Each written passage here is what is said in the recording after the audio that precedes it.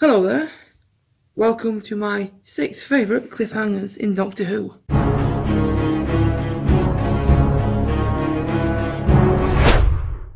Hello everybody and welcome back to a new video where today I will be talking about my 6 favourite cliffhangers in Doctor Who. So before we start, just make sure you're aware these are not the top 6, not in any order. It's going to be 3 from Classic Who and 3 from New Who. Again, in no order, no particular order, just my 3 favourites from each. So, let's get started. So, Classic Who. The first cliffhanger I want to talk about is Remembrance of the Daleks, Part 1. So this is the cliffhanger where the Doctor is trapped in a cellar and a Dalek chases him up the stairs and backs him to the corner. And this time, for the first time in Doctor history, the Dalek actually flies and chases the Doctor up the stairs. So for me, the reason why this is one of the best cliffhangers in Classic Who is for the simple fact that for once, or for one of the many times, the few times, sorry, you really think the Doctor is in trouble because he's actually being backed into a corner in a cellar being chased by Daleks. So at that moment in time, you really thought that the Doctor was in trouble. The next one on my list is going to be The 10th Planet, Part 4. So this is the episode where the first Doctor regenerates for the very first time. So back in 1966, the idea of regeneration had only just been conceived only because the fact of William Hartnell's ill health, and they wanted to continue the show, and this is the idea they came up with. So from the many viewers watching in 1966, a long time ago, this would have been really confusing, but also an amazing concept. And for me, it is definitely one of the best cliffhangers in Doctor Who because it's the very first time we witness regeneration. The third and final cliffhanger on the Classic Who list has got to be The Caves of Androzani, Part 3. So in this cliffhanger, the 5th Doctor is crash landing the ship back onto Androzani Major after escaping custody. So in this cliffhanger, he's crash landing the ship back onto Androzani Major, attempting to save Perry, and what makes it so great is his speech at the end, where he says, "I'm going to save my friend and no one is going to stop me now." It shows how much determination he has, how much love for his friends, how much he's willing to fight to save their lives. Because it's so, the reason why it's so meaningful is because he has to get back to the planet in order to save Perry, and that is exactly what he's doing. And it's an amazing end of the episode, really gripping, and you really want to watch the end to see if actually does he save Perry. So there were 3 of my favourite cliffhangers in Classic Doctor Who. However, I can't name them all. However, there are some others that I would like to quickly mention because I think they are so good, however not good enough, quite good enough to reach the top 3. So here is a few honourable mentions. We've got the Daleks, Part 1. It's a scene where we see the Daleks for the very first time. We've got the War Games, Part 10. So the second Doctor is being forced into regeneration, but you don't quite see who he regenerates into. And then the Keeper of Traken, Part 4. So you think the Master has died or been destroyed, but at the very end you see him, he has taken over the body of Tremas, otherwise known as Nissa's dad. So those are 3 extra honourable mentions that I think are really good cliffhangers, but not quite good enough just to reach the top 3.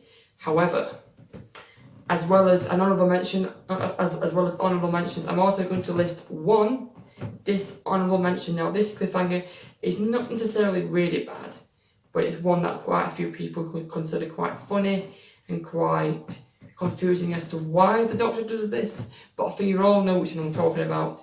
It is the cliffhanger of Dragonfire Part 1, where the 7th Doctor decides to hang himself over the cliff. Now, in the script, it's quite clear that he's trying to get down to the next ledge, but on screen it's not that obvious, and all you see at the end of Part 1 is the Doctor hanging off the cliff with his umbrella, which is quite hilarious. So for me, a dishonourable mention is that cliffhanger from Dragonfire. So then, now on to my 3 favourite cliffhangers from New Who. Starting off is Utopia. So the end of Utopia, we finally see the return of the Master in the form of John Sim where he actually regenerates from Derek Jacobi. That is an absolutely amazing cliffhanger, because throughout the whole episode you're probably wondering who on earth is Professor Yana, and at the very end it's just revealed Yana stands for the You Are Not Alone, which is then revealed to be the Master, and at the very end he regenerates into John Sim. So an absolutely amazing cliffhanger where the Master is revealed for the first time in a long time. Next cliffhanger has got to be the Army of Ghosts. So at the end of the Army of Ghosts, it is revealed that within the sphere is actually the Daleks and not the Cybermen. So for the whole episode, you're wondering what is inside that sphere, and at the very end, what do you know? Who comes out of the sphere? It is the Daleks, or as we find out in the next episode, the Cult of Skaro. So what makes it an amazing cliffhanger is the fact that we're expecting the Cybermen or something else. We're not quite sure what we're expecting. We were definitely expecting something, probably not the Daleks, but there we go. At the very end, you see the Daleks fly out the sphere, and you definitely know hell's going to break loose, because now you've got the Cybermen and the Daleks.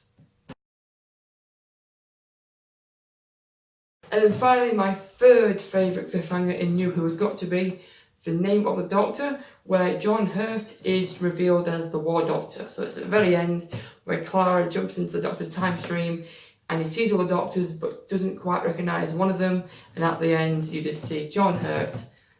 You see John Hurt's back, and he just turns around and it goes, introducing John Hurt as the Doctor. That is a brilliant cliffhanger, because I don't think it was publicised. There wasn't any spoilers around it at the time, so nobody really expected this to happen.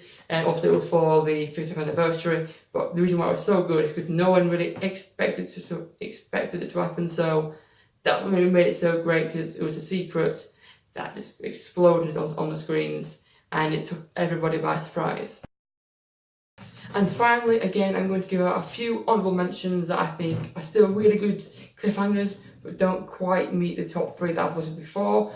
This time though, I'm not going to give out any dishonourable mentions, because I don't think there's many really bad cliffhangers that are on par with Dragonfire. So 3 honourable mentions of New Who. The first one is going to have to be the End of Time Part 1, where at the very end it is revealed that the Time Lords are returning, and the narrator is in fact Timothy Dalton playing Rassilon. So that's a really good setup for the second part of The End of Time, and it's quite unexpected that the Time Lords are returning, which makes it quite gripping, quite exciting in the lead up to the second part of The End of Time.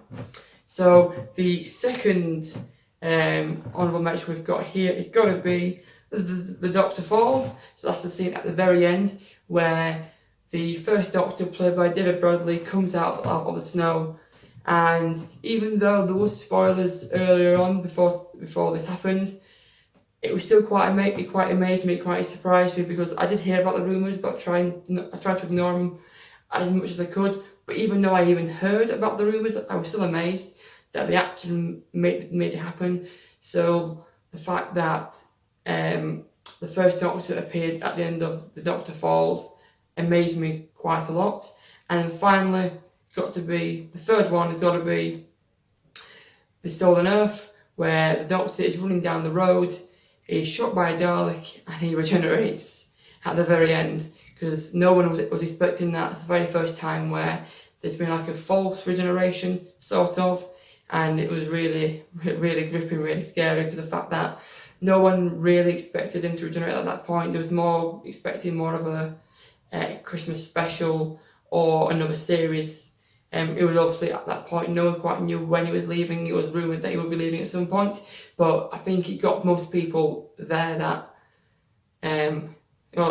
most people didn't really expect it to happen. I was a bit worried that they happened at that point. So for me, the third honourable mention has got to be the Stolen Earth. So there you have it. Those are the 6 favourite cliffhangers for me from New Who and Classic Who, with a few honourable mentions thrown in there. So thank you guys for watching. I'm going to leave the video there. As always, like and subscribe. It's been an amazing a couple of weeks. We're now just recently hit the 300 subscriber mark. So thank you for all the people who have subscribed, all the people who have been watching the videos, liking and everything like that. It really means a lot.